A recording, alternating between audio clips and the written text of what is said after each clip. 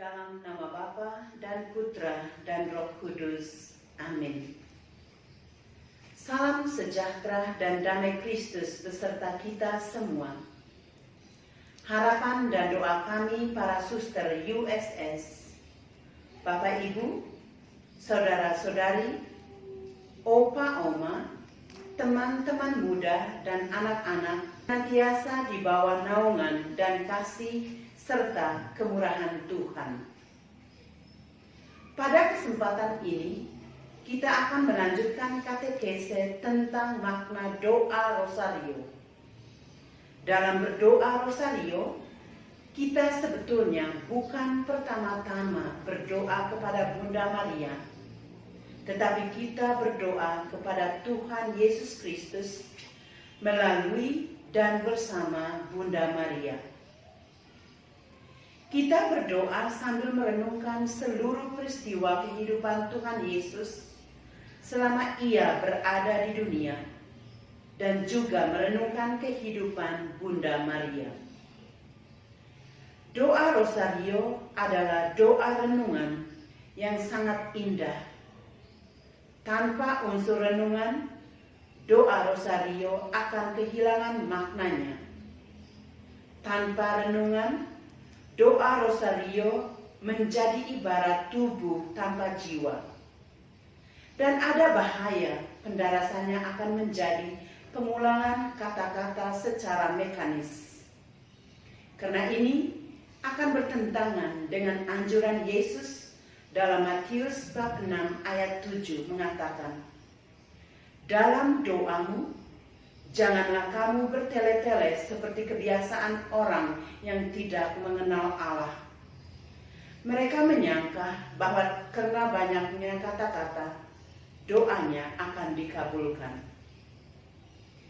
Paus Yohanes Paulus II dalam surat apostolik yang dikeluarkan pada tahun yang ke-25 masa kepausannya, tepatnya di Vatikan tanggal 16 Oktober 2002, yaitu Rosarium Virginis Mariam atau Rosario Perawan Maria, menyatakan sedari hakikatnya pendarasan doa Rosario membangun irama yang tenang dan tetap. Ini akan membantu kita untuk merenungkan misteri-misteri kehidupan Kristus. Mendoakan Rosario atau doa Rosario berarti memiliki kesempatan untuk menceburkan diri kita dalam suatu seni kontemplasi atas misteri-misteri Kristus. Tepatnya, merenungkan keindahan wajah Kristus dan sekaligus mengalami kedalaman cintanya di dalam kehidupan kita sehari-hari. Melalui devosi ini, kaum Kristiani, kita belajar mengenal dan memahami Kristus dari Maria. Dipersatukan dengan Kristus bersama Maria, berdoa kepada Kristus bersama Maria, dan mewartakan Kristus bersama Maria. Selanjutnya, Paus Yohanes Paulus menulis, Rosario adalah salah satu sarana tradisional doa Kristiani yang diarahkan kepada kontemplasi wajah Kristus. Doa Rosario adalah ringkasan Injil, karena di dalamnya dirangkai dan direnungkan sejarah keselamatan yang dipaparkan dalam Injil. Mulai dari kisah inkarnasi, sengsara dan wafat, kebangkitan dan turunnya Roh Kudus. Bapak Paus dalam suratnya ini menambahkan satu peristiwa, yaitu peristiwa terang, yang juga merupakan satu unsur fundamental dalam kehidupan Yesus, yang mengisahkan perwujudan tugas dan perutusannya. Bapak, Ibu, saudara-saudari yang dikasihi Tuhan, setiap kali kita berdoa Rosario, kita merenungkan misteri-misteri kitab suci yang dalam doa Rosario terbagi atas peristiwa gembira, peristiwa sedih, peristiwa mulia, dan peristiwa terang. Kata Rosario berasal dari kata Rosarium yang berarti taman mawar. Setiap kali kita berdoa Rosario, berarti kita telah mempersembahkan sebuah mahkota dengan 50 mawar kepada Bunda Maria dan 10 mawar kepada Allah. Selanjutnya, Suster Carolina akan menjelaskan tentang bagaimana cara merenungkan misteri-misteri dalam Rosario.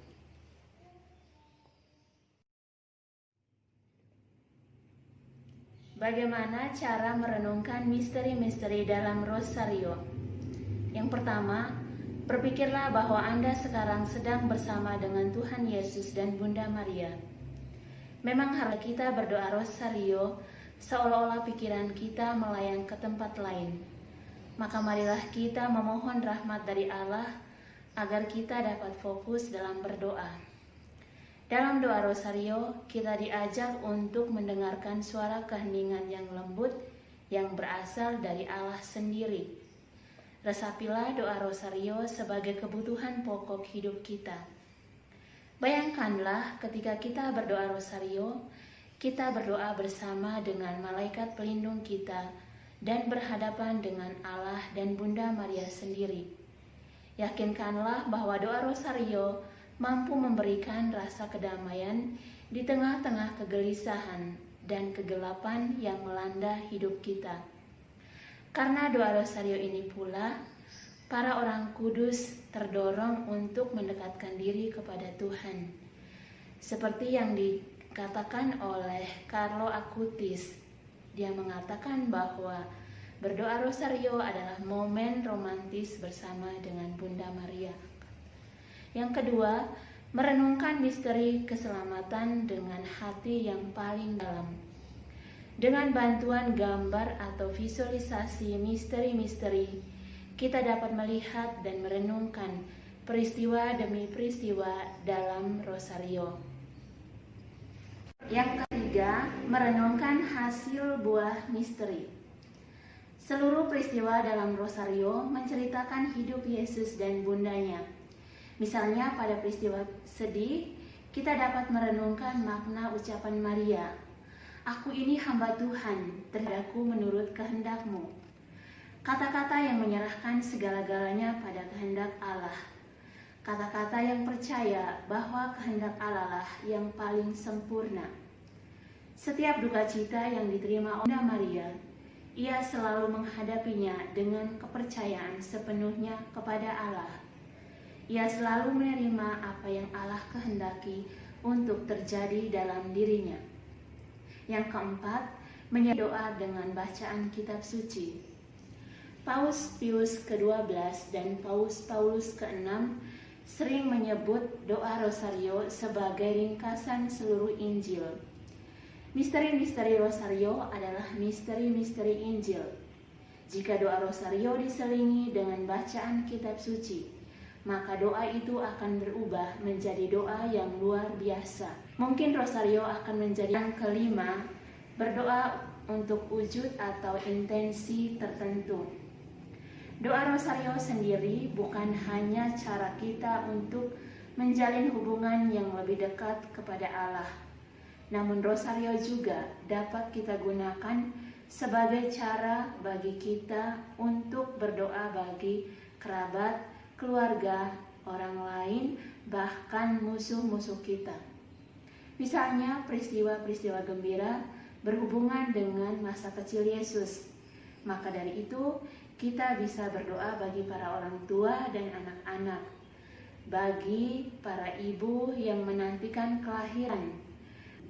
Pada peristiwa sedih, kita bisa berdoa bagi para pendosa, termasuk diri kita sendiri, atau bagi orang yang bersedih, orang yang mengharapkan sesuatu yang sangat kecil harapannya. Kita juga bisa berdoa bagi orang yang hatinya terlukai, misalnya karena dituduh secara tidak benar. Pada peristiwa-peristiwa mulia, kita bisa berdoa bagi gereja Katolik yang teraniaya karena imannya, bagi setiap orang yang ditinggalkan oleh sanak keluarganya, dan juga kita mohon bantuan Roh Kudus dalam menjaga kekudusan gereja Katolik. Lalu pada peristiwa-peristiwa terang, kita berdoa bagi para katekumen, bagi para pengantin, bagi para misionaris yang mewartakan sabda Allah, bagi setiap orang supaya menghayati perayaan Ekaristi lebih dalam lagi. Maka dari itu, mari kita sebagai umat Katolik untuk semakin rajin berdoa Rosario, khususnya di bulan Rosario ini, agar kita bisa menjalin hubungan yang lebih dekat dengan Allah. Kita mohon agar Bunda Maria mendoakan kita. Bunda Maria, doakanlah kami. Saya mulai mengenal doa Rosario dari saya kecil. Saya juga sudah dibiasakan berdoa Rosario bersama keluarga, terlebih pada bulan Rosario seperti sekarang ini. Setelah saya mengenal lebih dalam apa itu doa Rosario, saya mulai mengikuti kegiatan Legio Junior. Awalnya saya merasa biasa saja dan malas-malasan, tetapi setelah menjadi kebiasaan, saya mulai merasa Bunda Maria sudah hadir di dalam hati saya, dan saya juga merasa bahwa Bunda Maria dekat dengan saya. Saya juga merasa Bunda Maria adalah Bunda penolong abadi.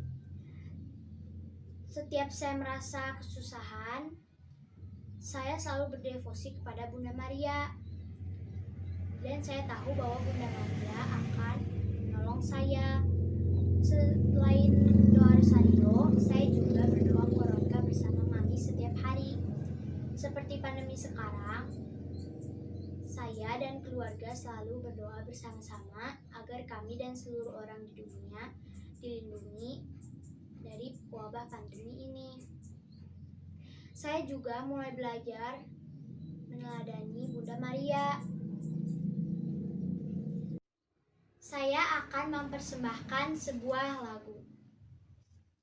Salam Maria, rahmat Tuhan sertamu, Bunda Yesus Kristus, doakanlah kami. Salam Maria, engkau Bunda Gereja, lindungilah kami. Doakan putramu. Salam Maria, Ratu surga dan bumi, terpujilah engkau di sepanjang masa. Terima kasih.